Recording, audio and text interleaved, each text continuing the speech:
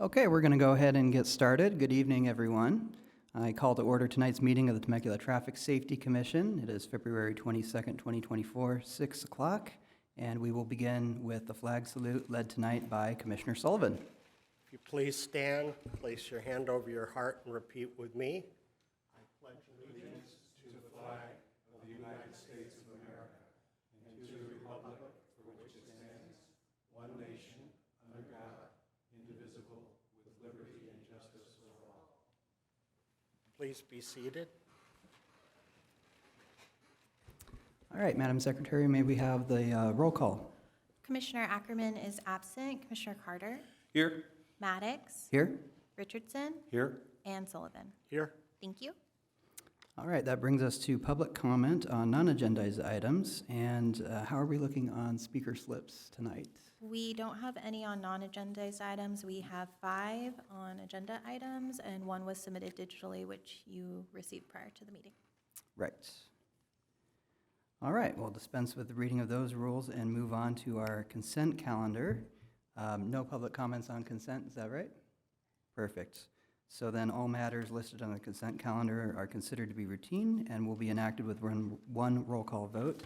And there will be no discussion of these items unless members of the commission request specific items be removed from the consent calendar for separate action. Our one item is to approve the action minutes of January 25, 2024. 2023. I believe that would be last month. Oh, I'm sorry. No worries. Would anybody like to make that motion? I'll move it. I'll second. If it's 2024, I just, Yes. okay. Commissioner Ackerman is absent. Commissioner Carter? Aye. Maddox? Aye. Richardson? Aye. And Sullivan. Aye. Thank you. All right, on to commission business. So we have speakers on this. I'll go ahead and read the rules. Members of the public may address the commission on business items that appear on the agenda. Each speaker is limited to 5 minutes. Public comments may be made in person at the meeting by submitting a speaker card to the commission secretary over there. Speaker cards will be called in the order received. Still images may be displayed on the projector. All other audio and visual use is prohibited. Public comments may also be submitted by email for inclusion into the record, and we did receive one that was included in the record. Email comments may be received prior to the time the item is called for public comments and submitted to Traffic Safety Commission at temeculaca.gov. All public participation is governed by council policy regarding public participation at meetings adopted by resolution number 2021-54. And our first item, number 2, is a presentation on the Quality of Life Master Plan website. So we'll go ahead and receive that now. Can you hear me now? Oh, there we go. Good evening, Mr. Chairman and Commissioners. I'm Matt Peters with the Community Development Department. I worked on the Quality of Life Master Plan update, and the City Manager's Office asked me to visit all of the commissions and give a brief presentation just to let you know that the document is now available online through its own dedicated website. So I have just a brief presentation on that. And you can go to the website, temeculaca.gov/QLMP. As you may or may not know, the Quality of Life Master Plan is a visionary document. It expresses the city's aspirations, ideals, and strategic priorities of the city and the community, and that was adopted November of 2022. This is a screenshot of the landing page. So if you go to the QLMP website, you'll see that bar at the top, and you can see circled are all of the 7 core values. Those include a safe and prepared community, transportation, mobility, and connectivity, healthy and livable city, economic prosperity, sustainable and resilient city, accountable and responsive city government, and equity. So those are the 7 core values. Each of those contributes to overall quality of life. And city departments maintain performance indicators based on the core values. So we measure our progress over time. And all capital improvement projects are evaluated for their adherence to the core values. So the timing is good. I think you're going to be visited by the finance director, Jennifer Hennessy. She's going to do a budget briefing and ask you for some feedback on future projects, CIP projects, and this website can help you out. as well as the document I gave you tonight. It's kind of your Cliff's Notes version of priorities for the city. Again, the website is a digital and interactive version of the document. Core values, each of those pages have the indicators, the goals and objectives, the accomplishments, and then that document contains the Citizens 20-year priority timeline. And again, it's a community resource to see what we've done, what we're doing, and where we're going. And with that, that's my brief presentation. Just you're aware of the website and what's out there. So that concludes my presentation. Happy to answer any questions. Fantastic, thank you. Before we go on to questions, do we have any comments on this item? I was just curious. No, all They're comments all are in the for next. item number 3. Great, so we'll open it up for questions and comments from commission. Anybody? I'll get back to you after I read it. Sounds good. I've got a couple questions, and it's a very timely report because we're going to have our annual budget engagement kicking off soon. So it's a good time to sort of check in on our progress with this and review the Citizens 20-year priority timeline.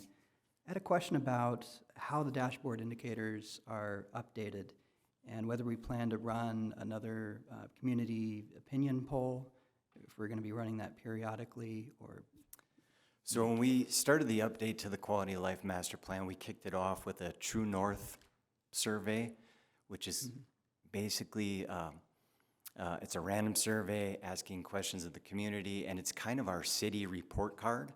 So we took that, and that informed the Blue Ribbon Committee when they developed the Quality of Life Master Plan. I believe there are plans to update that True North survey. I don't know if it's going to be this year or next year, but I know we want to continue to update the True North survey. And then the indicators that we use to measure progress for each of the core values, that comes from various departments, and we measure that over time.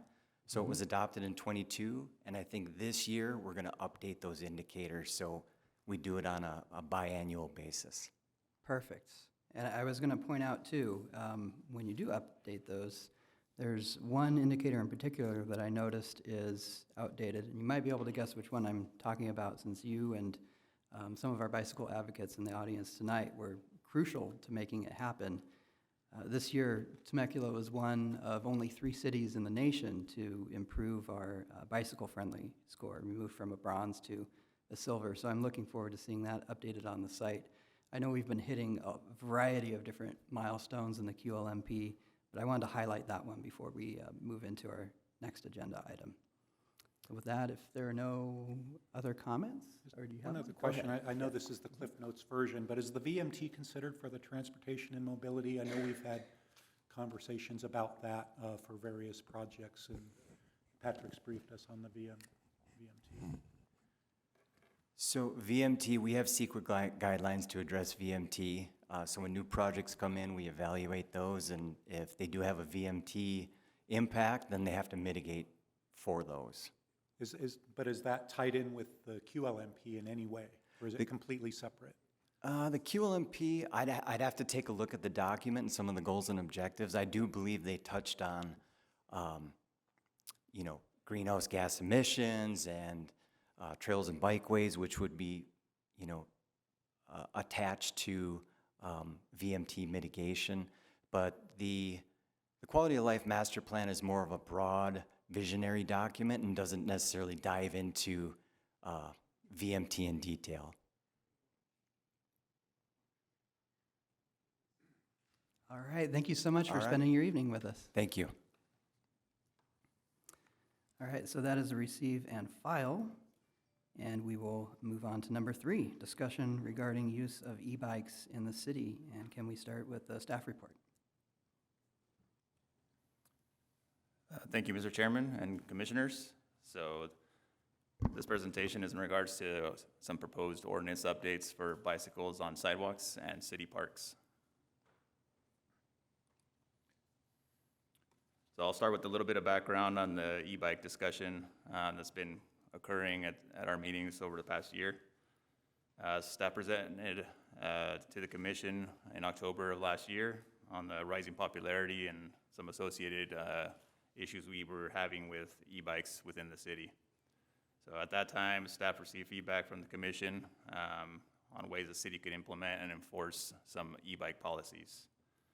So this presentation will provide a summary of those actions that have currently been performed and with some of our associated stakeholders, and some future and proposed ordinance changes that we hope will help address some of the e-bike concerns in the city.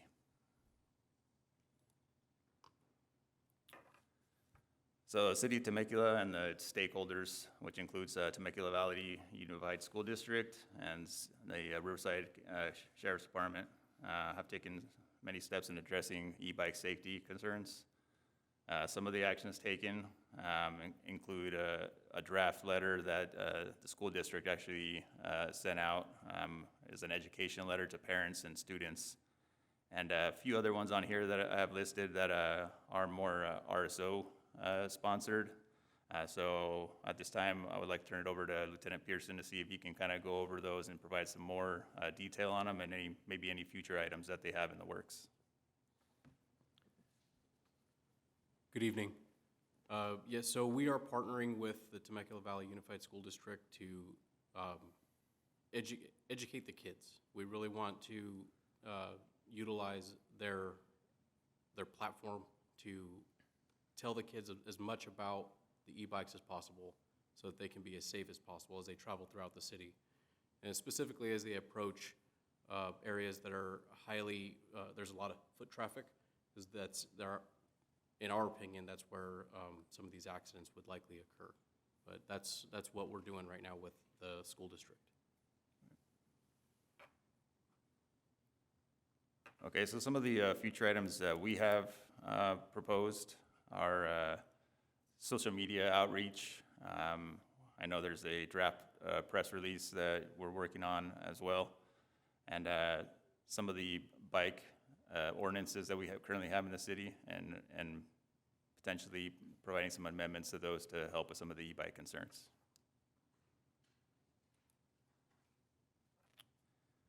As we look to update our future guidelines, city staff has also initiated discussions with some other cities, including Carlsbad and Encinitas, just to learn more about their approaches on e-bike safety. I know they've been at the forefront of some of these upgraded guidelines, just because they have such a high quantity of them and a pretty big bicycling community. So based on those meetings, the city generated some of the following ideas shown on the slide to consider moving forward with some of our e-bike program implementation. So that would provide e-bike informational section on our city website, provide local signs reminding the public of e-bike safety. Those would be possibly deployed for people to include on their front lawns. It's some installation of portable message signs throughout the city wherever we see that there's issues that are occurring with e-bikes. Potentially putting together some e-bike safety videos. Maybe that'd be something we could coordinate with RSO on and our IT department on putting together. And providing e-bike information literature on our website or to the public. So based on the direction from commission at one of our previous traffic commission meetings, city staff looked at a few of our current city ordinances that dealt with bicycles within not only sidewalks but within our parks. So the one you see on your slide right now is section 10.24.040, which is bicycles on sidewalks when allowed. So as you look at this slide, I tried to highlight some of the locations where it describes the bicycles, but as you can see, there's not much mention of e-bikes and the different classifications of e-bikes that are out there right now. So during our review and proposed revision to these ordinances, that's kind of what we try to focus on. So on this slide, you'll see the proposed revised ordinance, and I will mention that this is just a draft, still under review with our city attorney, and wanted to get feedback from the commission as well as city council on this before we finalized anything. So on this, what we tried to do was mainly focus on including more detail on the types of e-bikes. As you can see, most of the locations that were highlighted on the previous slide only depicting bicycles. We've updated to include Class 1 e-bikes and Class 2 e-bikes, which are some of our lower speed assisted bikes. And as you see, we actually added Section C to prohibit Class 3 bikes on sidewalks and trails. And those are the higher speed bikes, I believe, over 28 miles per hour. I'll also want to note on the bottom, e-bikes with any motor rated higher than 750 watts, it's considered a motor vehicle, so those would be prohibited as well and required to be on the road per CVC.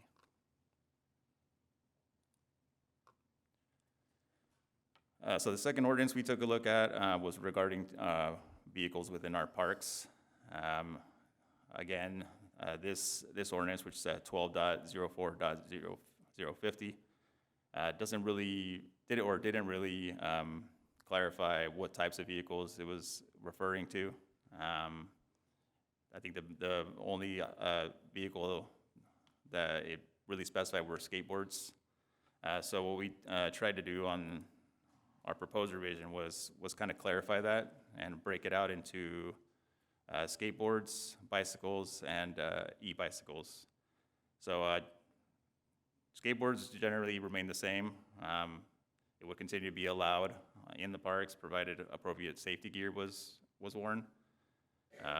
Bicycles would continue to be allowed as long as they did not have a pedal assist or throttle assist. And e-bikes, as part of this proposed revision, would no longer be allowed to be ridden within our parks.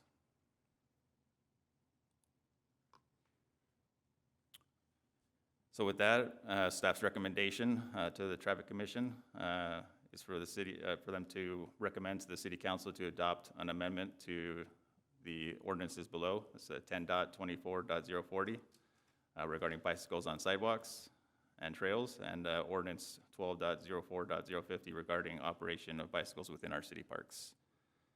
So that concludes the presentation, and I'll open it up to any questions. All right, before we get to public comments, do we have any clarifying questions? No? I've got a couple questions before we get to the public comments, just to clarify some of the different jurisdictions involved in this. So the city ordinance on bike usage in parks would apply just to city parks, and my understanding is that it would not apply to parks maintained by HOAs like Red Hawk or Morgan Hill. That's correct, yes. That would only apply to the city-owned and maintained parks. Right.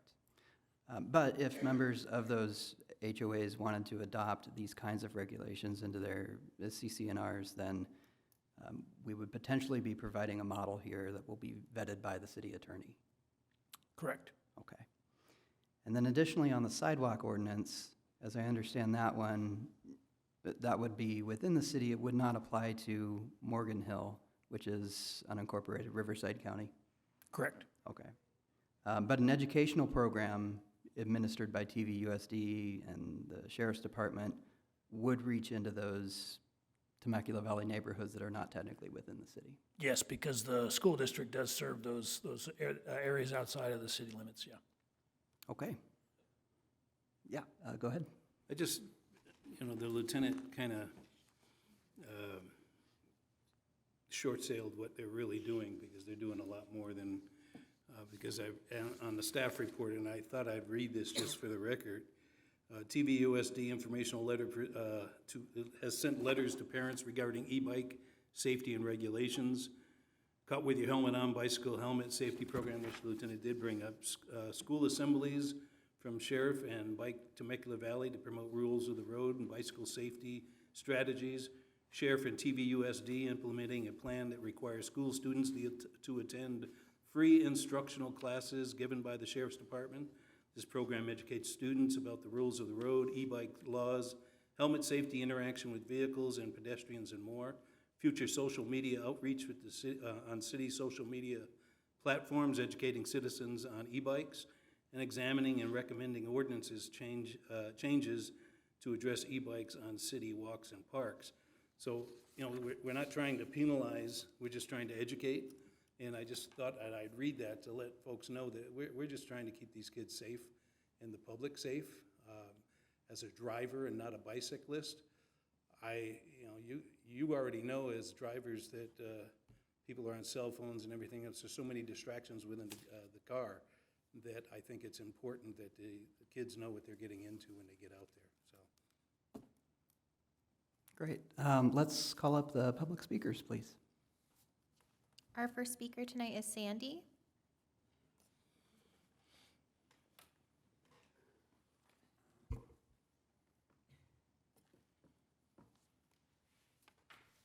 Good evening, Temecula Traffic Commission Safety. Oh. Good evening, Traffic Commission and Safety. One second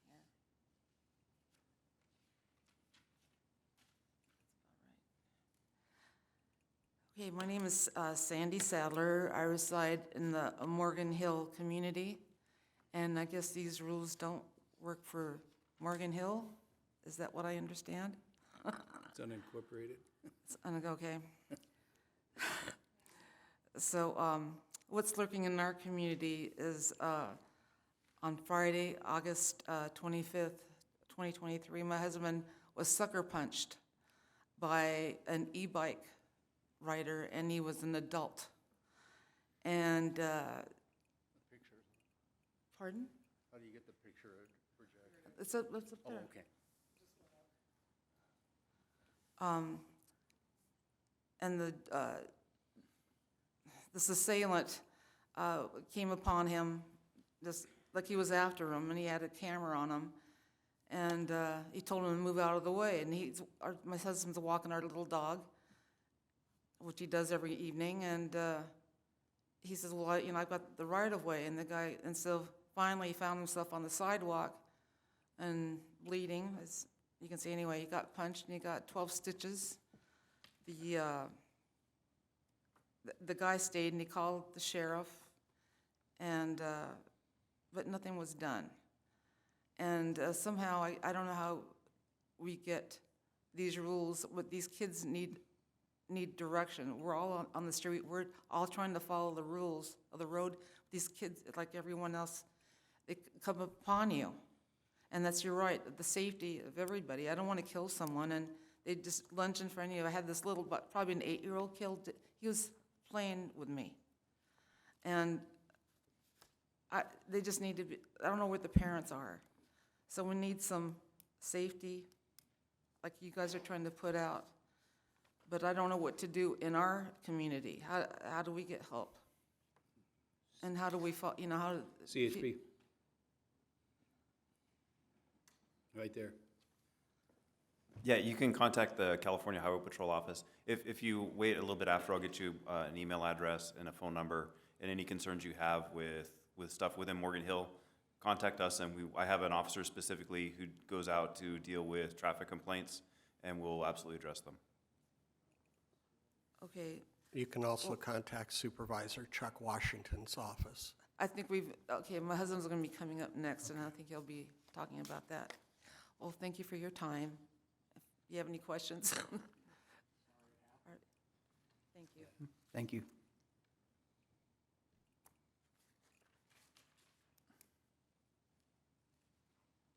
Our next speaker is Jim.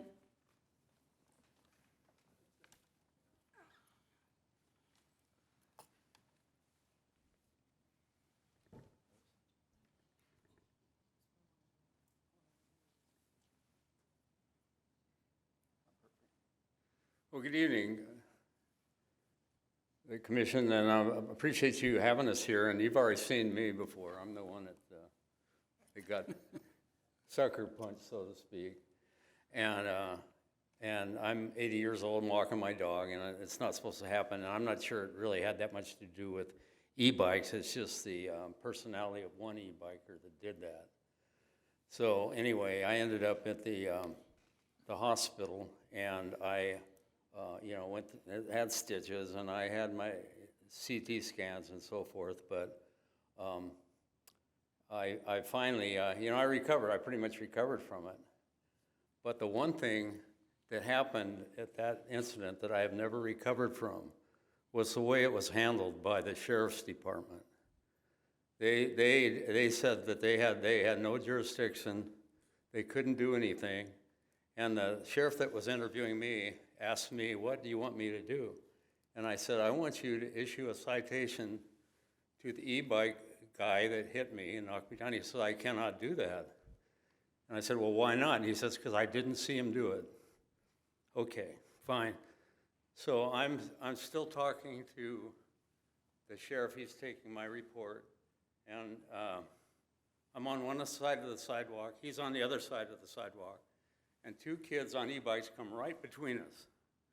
And so I asked the sheriff, I said, "Well, aren't you going to give them a citation?" And he says, "No." And I said, "Well, why not? You saw them, right?" He says, "Yeah, but the law's not clear on that." And that's why, I don't know, but, oh, here we go, park rules. This is what's posted at the park. It says no skateboards or bicycles, no motorized vehicles. Now, how clear is that? That's pretty clear. Now, why could you not issue a citation to those kids for riding their e-bikes on the sidewalks based on the rules that exist? And that was never answered, and to this day, I can't figure that out, because those rules, that sign is still there, and those rules are still in place, and how do you get them enforced, And if the rules are not enforced, like the deputy that's there, he says, "We have no jurisdiction to even apprehend these e-bikes, because we can't chase them because we don't want to cause a chase where they get hurt." So anyway, they're just free to go, and they know that. And so all of the new rules and regulations that are produced, that's a good idea, but I think there has to be some enforcement of it and some way to enforce it. And as soon as the parents, I think what's going to happen, in my opinion, as soon as the parents understand that, hey, my son's e-bike was confiscated by the sheriff, they're going to say, "Hey, Johnny, you got to give the pedestrians right away. You can't ask them, you can't get up behind them and tell them to move out of the way or honk a horn, or you can't do that. They have the right of way." And the other day, just to talk about entitlement, it was 2 days ago, my neighbor was walking out in Galeron Park, where we live, and the e-bikers had shovels out there, and they were building a racetrack right in the planter there. That's the planter of the park, and they couldn't understand why they can't do that. Well, Galeron Park is not Glamis. I don't know if you guys know what Glamis is, but that's where you ride dirt bikes and you can do whatever the heck you want, but you shouldn't be able to do that in Galeron Park. And there should be a way to enforce that and not just get an answer, "Well, the law is not clear," or "I didn't see them riding the bike," because that isn't going to work, and the kids know that. And so I appreciate the opportunity to tell you what I think, and I appreciate the concern. And of course, we live in the county. I got 50 seconds. We live in the county of Galeron Park, so we'll try to find out with the Highway Patrol where to call and who to get down there to take care of this. So thank you very much. Can I just make a quick comment? Yeah, Jim, I just wanted to share with you, the officer's information was correct in that it's a misdemeanor, and the law prohibits officers from taking action on misdemeanors they didn't directly see. And the captain, he's the head of the CHP station there. Okay. You work with him, he'll help get you some answers, but the real tragedy there is Prop 47 and 54 that was passed quite a few years ago by the voters that realigned what were misdemeanors and what were felonies. And that's why we have, you see all these smash and grabs in the malls and stuff. It's because the law got changed. So you need to let your elected officials at the state level know you want those two laws back on the ballot and repealed. Yeah, but I mean, what about the the two kids that passed between us on e-bikes that the officer did see. I can't, Why would they not give them a citation I based can't- on the rules that are on the sign right on the park? I Yeah, can't I- address that. Yeah, But okay. thank perhaps you. one of the members of the sheriff's department can. All right, thank you. Yes, we can have someone speak with you after the meeting, if you're able to stay. And may we have the next speaker? Our next speaker is Kathy. Kathy?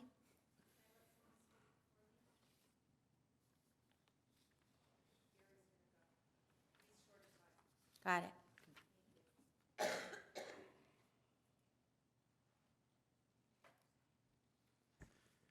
Thanks Kathy, and thanks Chair Maddox, Co-Chair Sullivan, Director Thomas. Appreciate the opportunity to speak on this issue. I'm representing Bike Temecula Valley and have been present at the joint meeting with Temecula Valley Unified School District. And so I want to kind of give some different takes on this. First, so sorry it happened, Jim, and hopefully we can find a solution for you. I have to say that I've had a career of working with adolescents and young adults, and it didn't take e-bikes to have that age group go through that developmental stage where they believe they're immortal and they can do things they shouldn't do. But now we've given them this technology along with that, and they're finding some different ways to break the rules and put themselves in harm's way. At Bike Temecula Valley, our mission is for safer streets, as the Traffic and Safety Commission has done a great job of. I know that it was mentioned that we became a silver level bike-friendly community, and one of the big reasons for that is what you've done here, what Public Works has done with our streets and so on, with the city building trails, that has given us the opportunity to be this level. One of the things is also e-bikes, because our ridership is way up because of e-bikes, so that's a good thing in that regard. We want people to have other choices, opportunities to have a healthy way to choose to get somewhere besides choosing your car. We are very happy that we're looking at Carlsbad and Encinitas. I know the school district is doing the same. I think one thing that was discussed at that meeting, and I've had discussions with the TVUSD Safety Department, is we would like to have some type of registration program, and I think people get confused when they hear registration. They think it's like a state licensing of bicycles, but all it would be is parents would register their child to get a permit to ride their bike to school. It would be all bikes, so e-bikes included. And then we would have a better opportunity to enforce, because you're riding without a permit, you're breaking the laws, you have a permit, you can give a warning, you can work with the school administration to suspend that student if they break the rules more than one time. I think that is huge, because the other aspect of that, for example, in Encinitas, to get the permit, those students have to take a course on e-bike safety before they can get their permit. So they have to show certification that they took the course. They can take it online or in person. So those are some things that we're real happy you're looking at. One of the things BTV is doing, thank you, Commissioner Carter, for bringing it up, that we've been out at all the schools providing bike safety tips, how to deal with rules of the road, rules of the trail. This is going to affect rules of the trail, basically, when we talk about riding on sidewalks or riding on trails. I do want you to consider, as I'm getting close to losing my time here, but keep that focus. If we want to make it safe for e-bike riders and all other people involved in that, working with e-bikes, keep working to have separated bike lanes, have a trails network, work on facilities at intersections to make those safer for pedestrians and cyclists. Slower speeds, what you've been focusing on, we really appreciate that. improved facilities and intersections again, and especially education.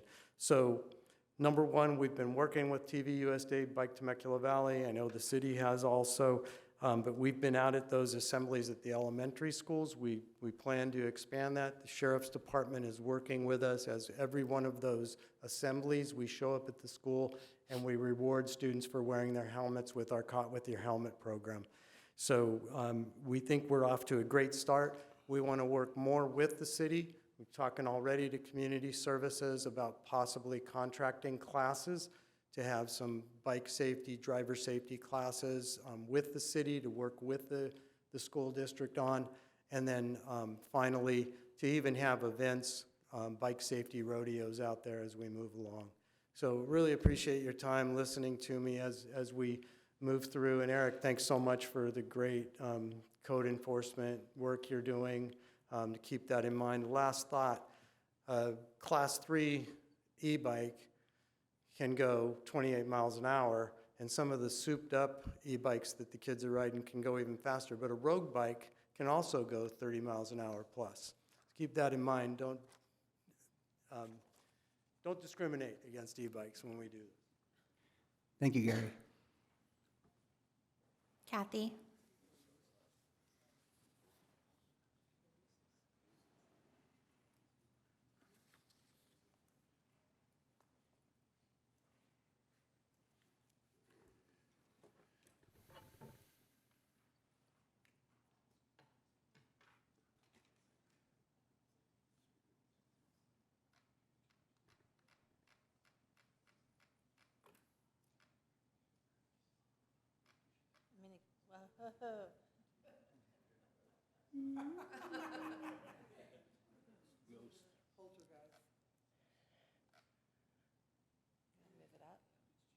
That's called auto drive with an e-bike.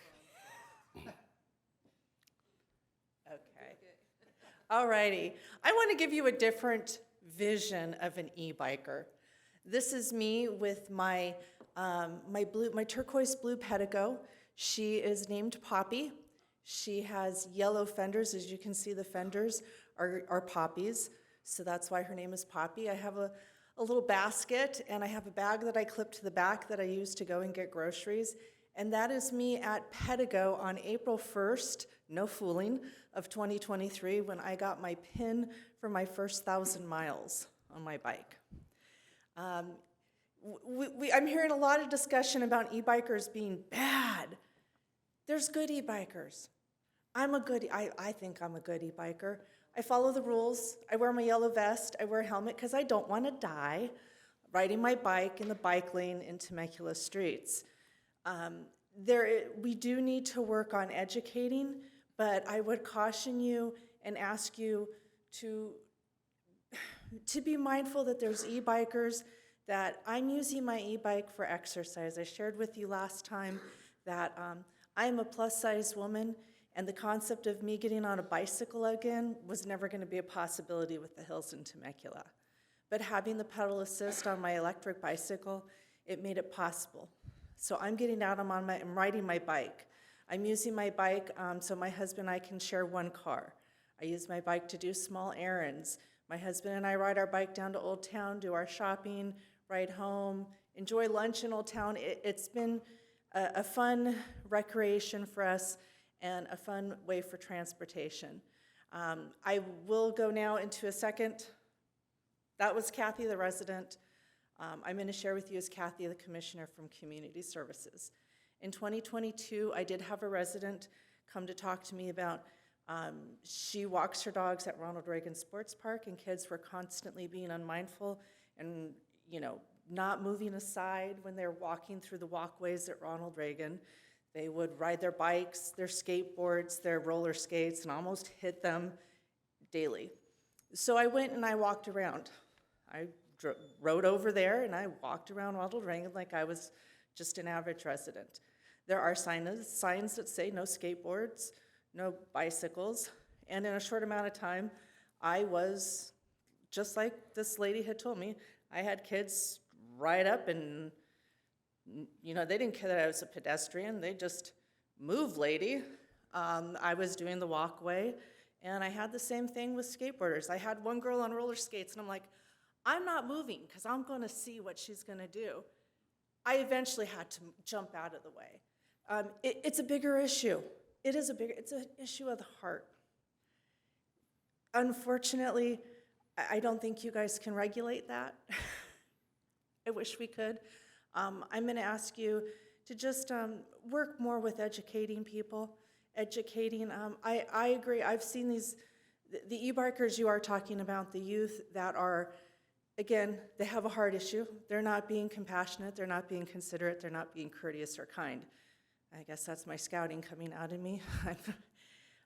They're not being courteous and kind. They're not being obedient. It's the way they've been raised. It's not how I was raised. But that would be my caution to you. It's not all e-bikers are not following the rules.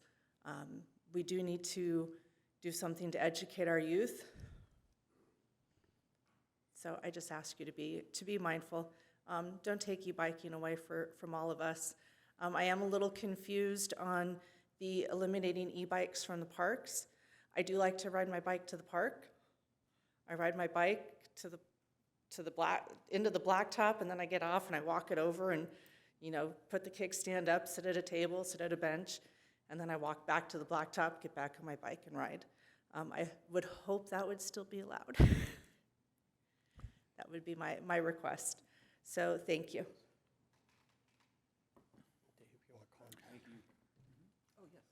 Yeah, please go ahead, Pat. Yeah, so I'll attempt to clarify what we have included in this draft ordinance, and specifically about the parks. So what it says is that vehicles, any type of vehicles, so the bicycles, pedal bicycles, e-bikes, are allowed in the roadway areas and parking areas of the parks, just not on the trails and out of the roadway areas. According to the draft ordinance, it does say that just regular bicycles, non-motorized bikes are allowed outside of the parking and paved areas in the parks, but the e-bikes would not be allowed to be ridden outside of the parking or roadway areas of the parks. That is what's in the draft ordinance. Okay, clarifying question on that. Would they be allowed to walk the bike on the sidewalk in the park? Yes. Okay. And do we have any, I'm trying to think if we have any like multi-use trails that are technically a park that this could affect? Perhaps like behind Meadows Park where we have that trail that's kind of in the open space, would that be included? Well, in the park? the intent was that the trails would fall into the same categories as sidewalks. Okay. So that Class 1 and Class 2 e-bikes would be allowed on the sidewalks and the trails, and Class 3s would not. Okay. Mainly, we're trying to, I think, prevent, e-bikes from tearing up the park turf. Correct. Okay. Great. Did we have more speakers? Our final speaker is Chris.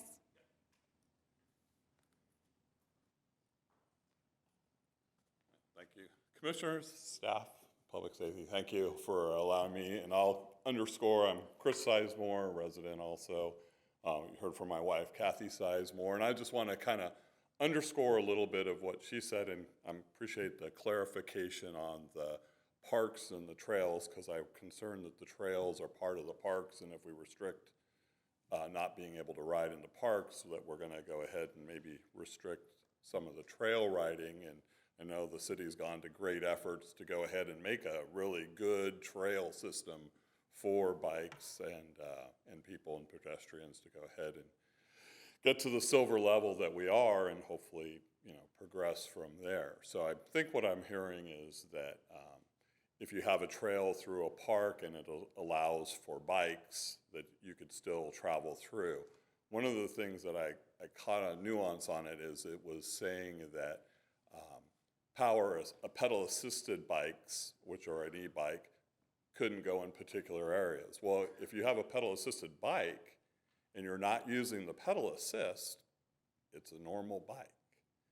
And in the case of my wife, she needs an e-bike to get where she's going, and if she wants to keep going there, and even myself at times,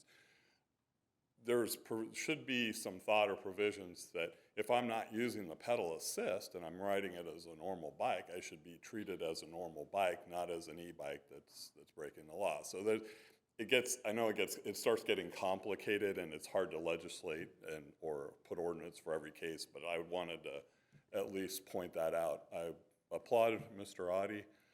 As far as, I think, licensing and education, I mean, we have to have licenses for dogs, we have licenses to drive our cars, we have licenses for everything else.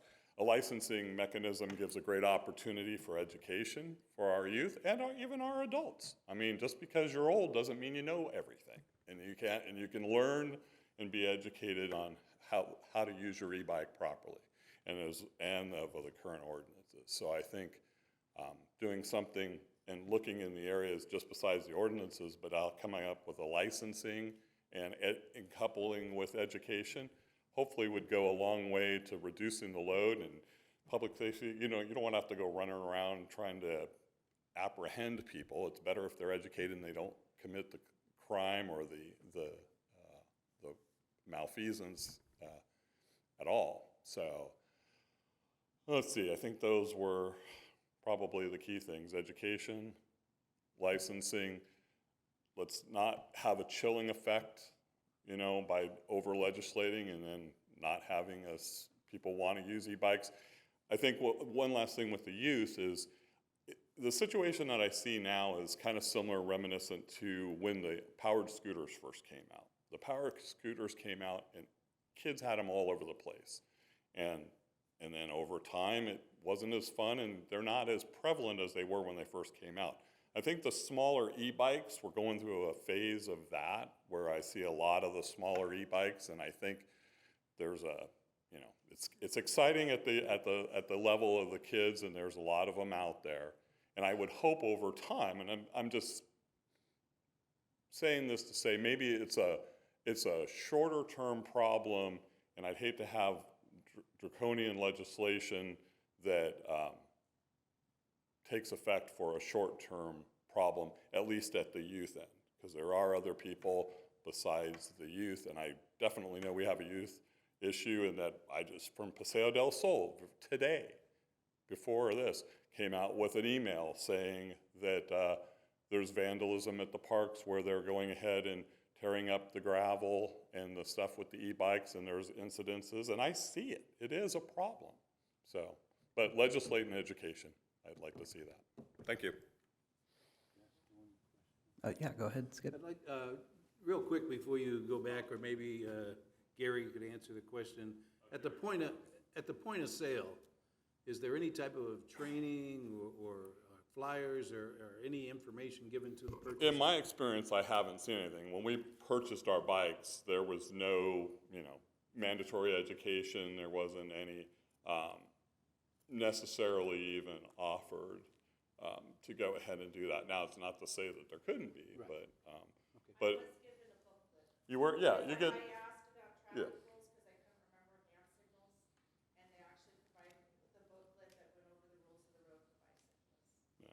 All right, thank you. Thank you. Good? All right, we'll open it up for, did Pat? Chairman, actually, I just wanted to add one more thing. We talked about education and licensing. The one other program that I understand the school district is working on, and Lieutenant Pearson may be able to add more on this, but from what I understand, the school district has been working on and planning that the class would be offered, and that potentially, starting in the fall, that the students would be required to have taken the class in order to get a permit to bring the bike on the school campuses. So that is something that's in the works also. And that is correct. Good to know. All right, discussion, comments? Go ahead. All right, I'll start. I just kind of want to reiterate what Commissioner Carter said as a premise to my comments. We're really concerned about the safety of the kids out there. That's our big goal. And you know, there's some simple solutions. Gary, you mentioned registration. Believe it or not, the state of California revoked municipal rights to register bikes several years ago. And when I spoke with law enforcement and staff, that was confirmed. That would be a terrific item because we've had a lot of hit and runs of seniors on sidewalks that were run over by kids on bikes, and we couldn't identify them or the bikes, and it'd be nice to have a number or something on it. The school district, however, can, and so I believe the city is working with the school districts to implement that, correct? Right. All right. And then I don't think this applies to the people here, because you're all here because you're concerned, excuse me, and want to participate in the solution, but you know, I'm seeing every day kids that are 12 years and under, and they are on bikes that are doing 45 miles an hour up Margarita, heading towards Ronald Reagan Park, dashing back and forth across those 6 lanes of traffic and playing with cars. And, you know, to me, I don't understand what parents are doing. You don't give your car keys to a 12-year-old, but you're going to give this bike to a 12-year-old that can, you know, do 45. The second thing is that there's devices now being sold on Amazon and other over the internet that literally supercharge these electric bikes. So they are no longer at the wattage that they were originally limited with. You just attach this to the bike, reprogram it, and the battery lifespan is less, but they can go so much faster. So to me, this is probably one of the most frustrating items that's come before us as a commissioner, because there's so little that we can actually do hands-on. And I think the options put forth by staff really pretty much handle everything that is within our purview to handle. It's just, it's daunting, and my concern is, you know, as a grandparent, I would hate to lose a grandchild on one of these. And you know, as a parent, I would hate to lose a child, but it's just a matter of time.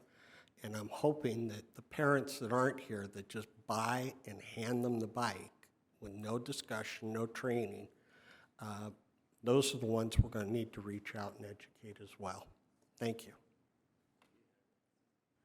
All right.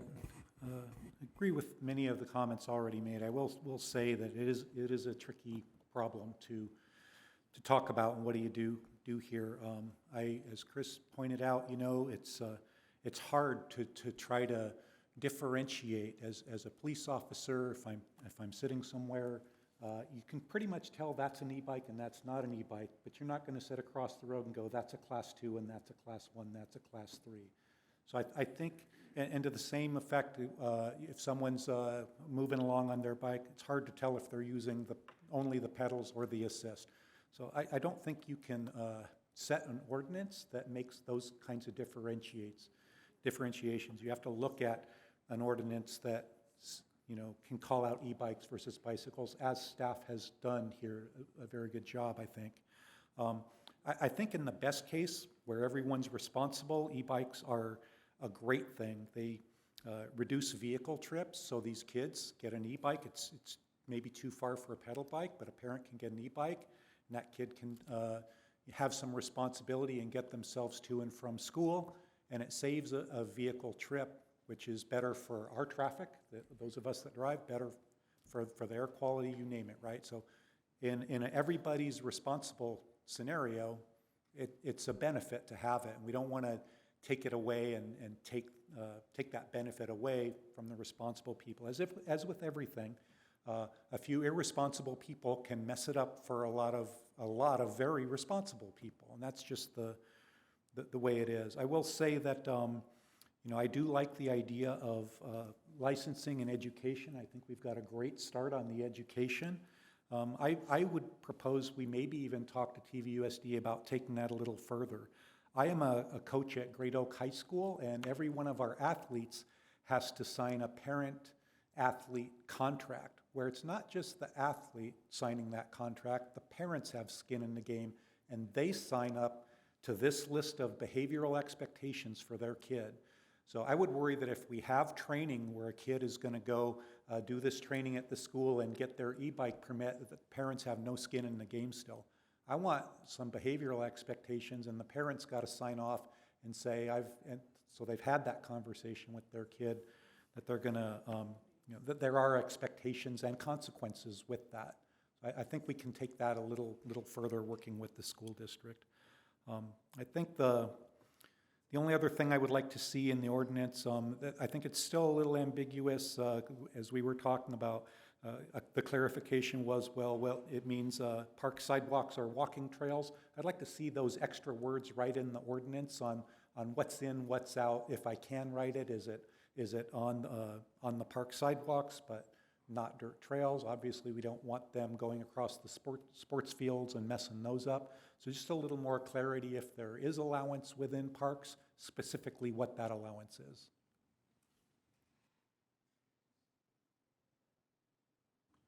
Just on that portion that Commissioner Richardson just brought up, signage for inside these parks, so you can have the signs that say either e-bikes are allowed or not allowed or something like that, or wherever they're not allowed, and just spell it out. And the big thing on this is, I doubt, and I know for a fact, that law enforcement doesn't have the resource to go out and cite a bunch of kids and do all of that. We're just, as I said earlier, we're just trying to make it safer for everyone. We're not trying to penalize behavior, but we are trying to correct their behavior, and that needs to have parents' input, and they need to be able to, because the parents, unfortunately, if they're minors, these parents are going to have to pay for the damage that's done by these their children. So they're going to have skin in the game at some point.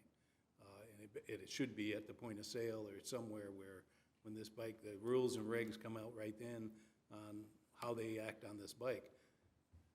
I can't imagine a parent getting that phone call after their child was hit by a car and their child was in the wrong. And then they want to get on board and criticize, and it's up to you as parents to take the bull by the horns at the beginning so we don't have to backtrack later. All right. Well, the hard part about going last is that just about everything that needs to be said has been said by our public speakers and my colleagues on the dais here. I'll just add that when I spoke with Captain Durham about how things are going with enforcement, he explained to me that one of the most effective ways that our whole community can get involved and help with this is just, if you see something, say something. Record it with your phone, report it. TVUSD has school resource officers who know all the kids, and the vast majority of kids, I think, have been responsive to positive reinforcement, like caught with your helmet on. And I'd like to see us lead with that kind of positive interaction between law enforcement and youth. But of course, when that doesn't work, if we need to impound a bike to save a life, then so be it. And unfortunately, I think you're right when you say that some of the attention has to be on the parents here, to be blunt about it. Some parents are enabling the safety problem, and I would hope that as part of the educational piece, we maybe not only have something modeled on the parent-athlete contract, but include a lesson on the legal theory of vicarious liability and what that could mean, what kind of damages the parents would have to pay. On the ordinances, I think the ordinances that staff has drafted are pretty outstanding, and I appreciate the way that they describe some of the positive behaviors that we're looking for when people are riding a bike. where it says, "Any person riding shall ride in a safe manner with due care and caution, shall give an audible signal, shall pass under conditions permitting such movement in safety." I think that's important to describe it that way. I appreciate that framing in the ordinance. And I think I think these ordinances have turned out probably better than what we asked for at the last meeting. So with that, I guess to kind of summarize it, as Mayor Stewart said, he wanted us to find a comprehensive approach to balance the need, balance that includes education and enforcement to ensure safety. And a lot of what I'm hearing about the programs that are in progress now are addressing that. If we can just stick the landing on those and hopefully, launch that school program by fall, that would be wonderful. And then the mayor also asked that we examine the existing laws and explore additional regulations. And I think these proposed ordinances do that as well. So at this point, go ahead and ask your question. Patrick, I think Commissioner Richardson really made some excellent points. Do our recommendations then go to the city attorney from here where maybe some clarifying language can be done before it goes to council? Or? Yes, yeah, we definitely, we still need to get the attorney's input on the language, and we'll specifically look at Commissioner Richardson's suggestions about trying to better define, the park facilities, call it, and where the bicycles are allowed and not allowed within the parks. Terrific. So we would be able to, we don't have to wordsmith that exactly up here tonight? Yeah. Okay, great. So with that, I would make a motion if you're accepting, or did you want to make the motion, or?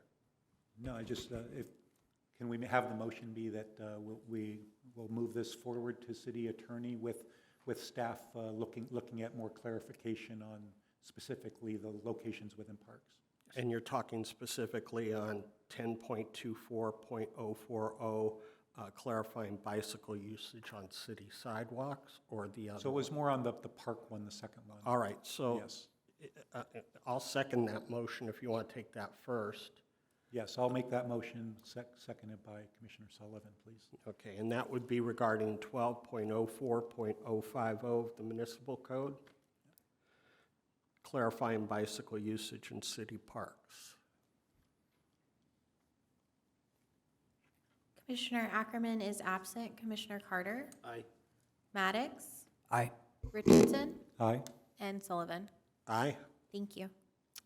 And then, if the chair permits, I'll recommend that the city council approve the proposed revisions to chapter 10.24.040 of the municipal code to define and clarify bicycle usage on city sidewalks, again, with review by the city attorney prior to going to council.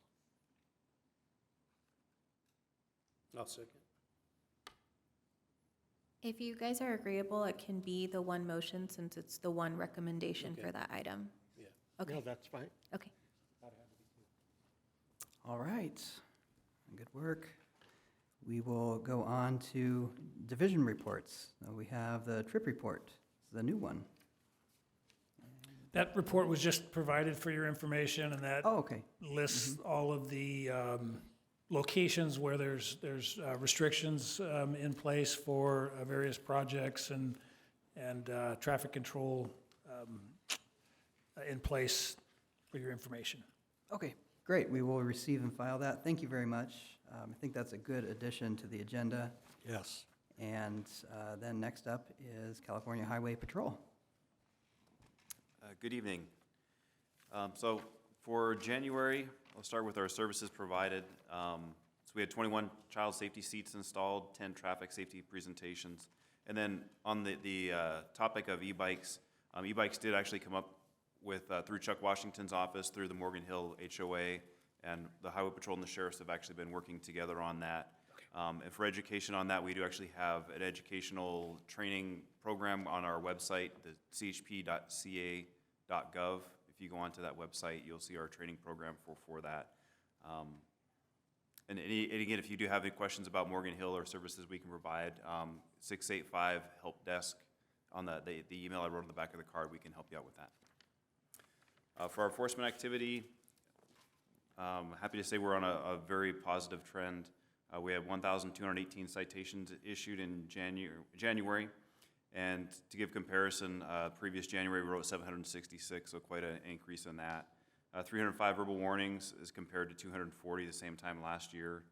Our total enforcement contacts, 1,761, which is up from 1,319 from a year ago. We had a SEU, a special enforcement detail, on January 18th on I-15 and also on Clinton Keith Road and on the 215, and 91 citations were written in about 4 hours. So very good detail, and we're doing one every month. So we just did one in February that I'll talk about next month, and we have one planned in January for the March, for the 15 freeway as well. DUIs, we had 56 DUI arrests in January. That's up from 41 a year ago. And then DUI crashes, where DUI was the cause of the crash, 15, and that's down from 21. So that's been one of the things I've been working on in Temecula again, is to get the drunks before they crash. So we went from having basically half of our DUI arrests coming out of accidents a year ago to now less than a quarter. So definitely improving. Traffic collisions, 59 non-injury, 55 injury. We had 1 fatality. And then our total traffic collisions for the month of January were 144. And give a perspective, January of 2023, we had 164. So those extra enforcement contacts are absolutely making a difference on bringing our crashes down total. And our 1 fatality was on Ortega Highway west of Grand Avenue, and it was a solo motorcycle accident. And that's all I have. Any questions? I don't. Thanks for the effort. Appreciate it. Thank you. Yes, thank you. All right, director's report. Yes, Chair Maddox, so as was mentioned earlier at your March meeting, our finance director will be here to have a budget engagement session with the commissioners and get your feedback on what is being looked at as far as the budget for the next fiscal year. So you can look forward to that at your March meeting. We had a groundbreaking ceremony for our I-15 auxiliary lane project, which is going to start construction here in the next month, and that is to add the auxiliary lane for northbound I-15 between Temecula Parkway and Rancho California Road. And then there'll be other auxiliary lanes constructed by Caltrans between the other interchanges here in the city over the next few years. So that is my report, and I wanted to turn it over to Ron to give you an update on the plans for the detour on Nicholas Road for the construction that's taking place there. So as you remember, this commission took a look at the detour that was going to be implemented as part of the Nicholas extension. That detour is going to essentially include an all-way stop at Leifer and Medusa, and then traffic would be diverted in the eastbound direction all along Medusa all the way to La Serena. Although there are certain avenues that traffic can take if they want to go down Riverton towards the park and then hit Cayachapos. And then from the opposite direction, traffic would come off of Butterfield Stage Road and probably turn at Riverton and head back up to Medusa if they were going more so in the westbound direction. So this commission had already looked at it. City Council approved it at the February 13th meeting. And I just wanted to let you know that that detour, though approved, next week there is a court date for some acquisitions of drainage easements that are going to be needed for that project. Anissa's been leading the way on that, and so she'll be at those proceedings next week. And if that all goes through and possession is taken of those easements, then the contractor is planning for close to an April 1st implementation of that detour. So though they could implement it at any time because City Council approved, the tentative date right now is April 1st, dependent upon what happens in the proceedings with the drainage easements that they need. What was the time frame once they broke down, ground started on that? Well, they'll be working on those culverts. Essentially, Girasol is going to be shut down, so there will be no traffic able to go through at that point. So Leifer will be the end of that. There'll be through traffic for the Leifer residents because they can come from Butterfield Stage Road along the brand-new Nicholas extension. But what's missing is going to be that culvert area, and so construction will happen all through the summer towards the fall. Tentatively, we wouldn't see that detour open back up until probably the end of the year. So that's the plan. So all of '24. I just wanted to add one other thing. So part of that project is to add a, what we call a Class 1 paved trail on the north side of Nicholas. And so when that gets extended through, there'll be a paved trail on the north side of the road that's separate from the road. And that will fall under the same category as like a city sidewalk as far as the allowance for e-bikes being on that trail. Great, and that's a vital trail connection, too. All right. Is that it for the report? Any questions? No? No. We'll go on to commissioner reports, if anyone would like to. No? Yes? Just one question. I noticed as I drive the northern Red Hawk Circle, the medians there are very bad. And I thought at one time you had mentioned there was going to be tree removals up there. Is that still on tap? Yes, and so we did some of those. We've kind of broken it into phases. So we're going to do those removals kind of in 3 phases over the next couple of years. We did some. I think we did about 30 some odd trees removed. And then this year we'll be doing some more. And then next year we'll be doing more of them. Okay, just a quick report from me. Earlier this month, we were paid a visit by the National Park Service. They hosted a workshop on the Butterfield Overland Trail. It took about 20 years and an act of Congress, but we now have a National Historic Trail that runs right through Temecula. And so I met with National Park Service lead planner and community outreach director. They're very supportive of how we've been trying to develop public access along the Temecula Creek. They don't really have authority or control over any of that land, and so they also don't have any funding available for us, but they were receptive to writing a letter of support if we plan to submit that again under the Active Transportation Program. So I'm hoping we can link up with them on that. And for anyone who's interested in kind of seeing the workshop, they are going to be hosting an online version of it next March 21st on Zoom. And did you have something to add, Pat? So that will be our application for the next cycle of the Active Transportation Program, is that Temecula Creek Southside Trail project. Fantastic. All right. That'll do it for my report. And then before we adjourn for our next meeting, we're holding that March 28th? Just want to make sure. Yes. Okay. And we'll probably do our joint meeting then with City Council, not next month, but Yeah, I haven't seen the dates yet for the joint meetings, but just, Eric, does that confirm the finance director at the March 28th? great. All right. Next regular meeting will be Thursday, March 28th. And for now, we're adjourned.